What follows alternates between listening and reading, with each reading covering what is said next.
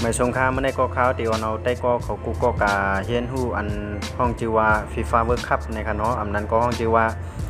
มานั่งกำพาในก็ว่าอะไรเป้าความไทยเขาก็ห้องว่าฟุตบอลโลกอันวันนั้นขนาดนะอันไรจัดเฮ็ดในปี2022ในค่ะเนาะ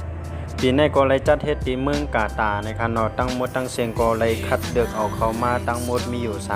32จึงเมืองนี่ค่ะโดยตั้งเสียงทั้งหมดในก็เขาได้เมียงไว้เป็นกลุ่มในค่ะเนาะนั้นก็ห้องว่าเป็นอุกษุในค่ะเนาะ1อุกษุนั้นก็ได้มีอยู่4จึงเมืองในค่ะทั้งเสียงทั้งหมดก็มีอยู่7กลุ่มในค่ะเนาะใน7กลุ่มนั้นที่ภายในอยู่ในกลุ่มใดพ้องในเฮาคาเดวันกันเป้าแต่ก็เขาก็ด้วยจ้อมกันค่ะมาด้วยจ้อมกันที่กลุ่ม A ในค่ะเนาะกลุ่ม A ก็ได้มีทั้งอีควอดอร์ซินิโกยาก็เนเธอร์แลนด์ยาก็ตั้งกาตาร์ในค่ะเนาะ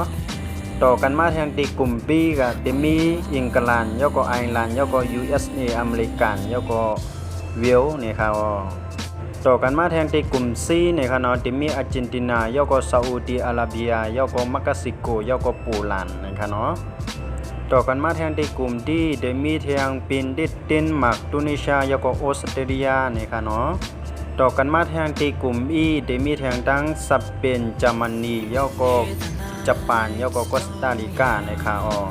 ต่อกันมาทางที่กลุ่ม F ในค่ะเนาะที่มีทางทั้งปัจจียนกาเนตาโมร็อกโกแล้วก็โครเอเชียในค่ะเนาะ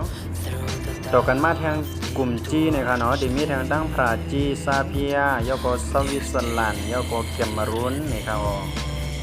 ต่อมาทางที่กลุ่มกำเนิดสุดค่ะกลุ่มกำเนิดสุดก็เป็นกลุ่ม X ค่ะกลุ่ม X ในที่มีทางทั้งโปรตุเกสกานา